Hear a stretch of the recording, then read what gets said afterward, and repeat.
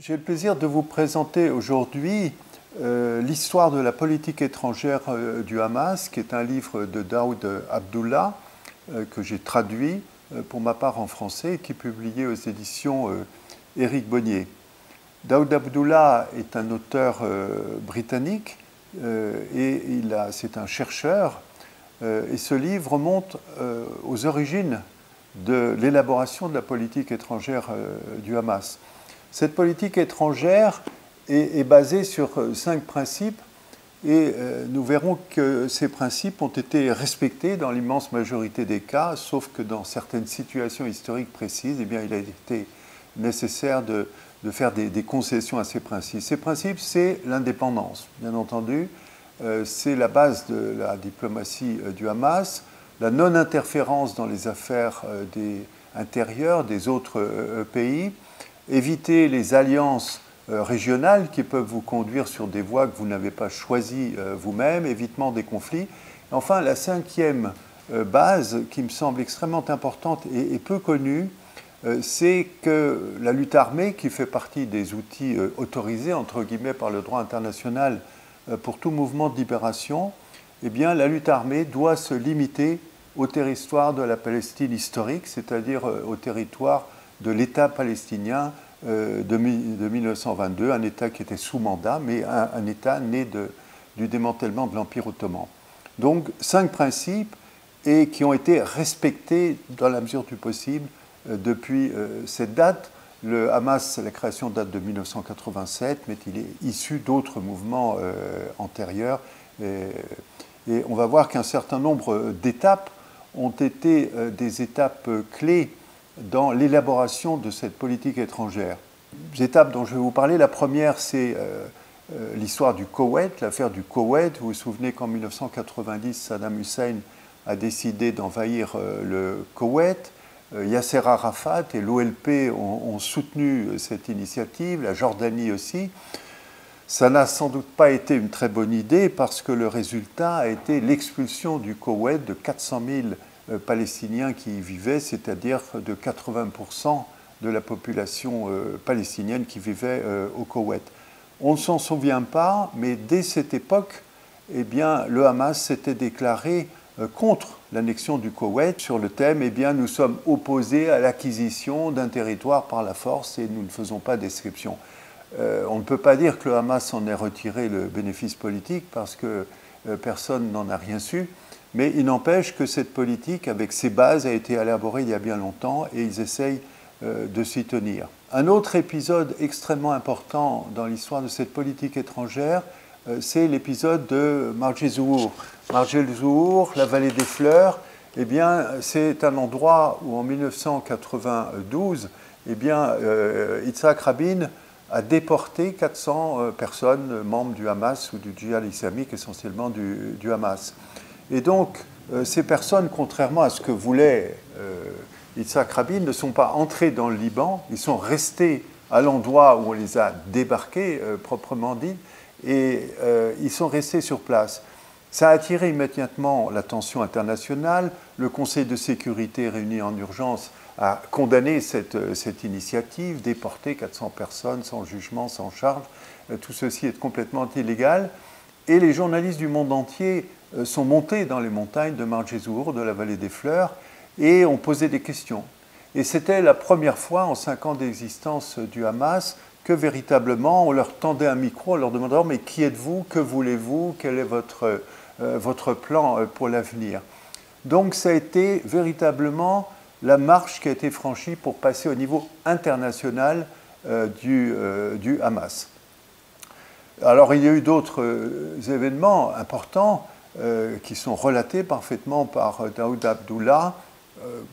Pour aller vite, les élections de 2006, le Hamas, on s'en souvient, a décidé de devenir un parti politique, de présenter des candidats, et il s'est présenté aux élections, et le Hamas a remporté la majorité absolue des sièges au niveau de l'Assemblée parlementaire. Ça a été un choc, vous vous en souvenez que l'Occident n'a pas accepté le résultat des élections, c'est-à-dire l'Europe, les États-Unis et Israël. Et nous en sommes toujours là d'ailleurs, puisque depuis des années que l'autorité palestinienne et que les parlementaires ont terminé leur mandat, eh bien, les élections sont refusées alors que le Hamas réclame à corps et à cri, et la population d'ailleurs dans son ensemble, ou presque, réclame à corps et à cri des élections. Et puis dans les étapes douloureuses, il y a l'étape syrienne. On se souvient que le Hamas et son bureau politique de l'extérieur a été accueilli en Syrie par Assad, avec la possibilité de se développer, de travailler. On peut dire que Khaled Meshal a été derrière Bachar el-Assad le numéro 2 des personnalités de Damas pendant des années. Et puis viennent les insurrections, le printemps arabe, et à ce moment-là, Khaled Meshal a été mis dans la situation d'un choix très binaire. Lui a dit Assad, tu es avec moi ou tu es contre moi. Et donc cette impossibilité de choisir entre soutenir un gouvernement, soutenir des mouvements qui demandaient une certaine émancipation, une certaine libéralisation, c'était un choix impossible. Et donc le Hamas n'a pas eu d'autre choix que de quitter la Syrie. Un chapitre entier dans le livre de Daoud Abdullah est consacré à cet épisode douloureux. Et puis ce qui fait la particularité de ce livre, ce sont des focus qui sont faits, des chapitres spéciaux qui sont faits concernant les relations internationales tissées par le Hamas envers certains pays dont on ne parle pas toujours quand on parle du Proche-Orient et de la question palestinienne. Ce sont les pays du BRICS, qui sont le Brésil, la Russie, l'Inde, la Chine et l'Afrique du Sud. Alors, les relations avec le Brésil sont importantes. D'abord, c'est un très grand pays, mais c'est même les relations avec toute l'Amérique du Sud. Il y a eu depuis très longtemps une diaspora palestinienne en Amérique du Sud, au début laïque et nationaliste, du temps du Fatah, du début du Fatah, c'est-à-dire avant même finalement que le Hamas n'existe. Et tout ça a laissé des traces, et peu de gens savent qu'il y a eu déjà 2 présidents et 2 premiers ministres en Amérique du Sud qui étaient d'origine palestinienne. Donc il y a des traces très anciennes. Et le Brésil, par exemple, a été l'un des tout premiers pays à reconnaître l'État de Palestine bien avant les autres. Donc il y a des relations privilégiées. Il y a aussi la Russie. Les relations entre la Russie et le Hamas, apparemment, on pourrait les penser éloignées. Il n'en est rien. Pour ne citer par exemple que la visite de Vladimir Poutine en 2005 dans la bande de Gaza. Il a déclaré peu après, le Hamas n'est pas une organisation terroriste et je ne considère pas qu'on ne puisse pas s'adresser à lui. Il a même proposé d'organiser à Moscou une réunion internationale sur la question israélo-palestinienne. Donc ça, ce sont des liens qui sont tissés de manière durable et qui passent d'ailleurs le temps des élections présidentielles, qui passent d'une équipe à l'autre. Jusqu'aujourd'hui, les dirigeants du Hamas, dans la mesure du possible, eh bien, sont reçus par les diplomates de Moscou, y compris par le ministre des Affaires étrangères, M. Lavrov.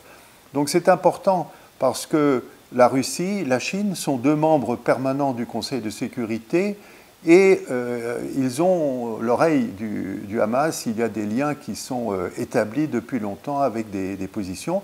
La Chine, comme la Russie, ne considère pas le Hamas comme une organisation terroriste. Elle entretient des liens avec l'OLP depuis très longtemps et également avec le Hamas. Alors il y a un point noir dans les BRICS, c'est l'Inde. L'Inde n'a pas encore tissé suffisamment de relations avec le Hamas. L'Inde est un pays qui est toujours à préparer la guerre, une guerre possible, et les échanges économiques avec Israël, en particulier en matière d'armement et en matière de sécurité, ont été multipliés par 10 en 15 ans.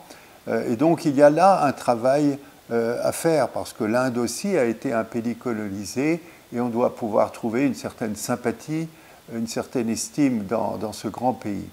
Et puis il y a l'Afrique du Sud, le dernier pays des BRICS, et bien entendu, à l'heure où le monde entier fait semblant de découvrir l'apartheid en Israël-Palestine, eh bien, il est clair que l'Afrique du Sud a tissé depuis longtemps des liens. Et lorsque des dirigeants du Hamas peuvent se sortir et se déplacer à l'étranger, ils sont particulièrement bien accueillis en Afrique du Sud. Voilà, donc ce livre de Daoud Abdullah, à mon sens, est le meilleur livre concernant la politique étrangère et même le Hamas en général, en ce sens que c'est un livre de chercheurs qui allait chercher à la source, qui a étudié, interviewé, qui a eu des dizaines et des dizaines d'entretiens avec des personnages clés, dont certains d'ailleurs ont malheureusement disparu. Ce livre a reçu un très bon accueil. Il vient d'être traduit en portugais au Brésil. Et surtout, une chose qui m'a fait assez plaisir, eh bien, c'est que ce livre, qui est publié initialement par Daoud Abdullah en anglais, eh bien, est en train d'être traduit en arabe et qu'une copie arabe, une version arabe va sortir très récemment à Gaza. C'est vous dire à quel point le Hamas endosse finalement le contenu du livre et le fait sien. C'est un livre qui n'est pas un livre à charge, c'est un livre qui est un livre descriptif qui donne enfin la parole aux personnes concernées. Donc je vous recommande ce livre, L'histoire de la politique étrangère du Hamas, par Daoud Abdullah.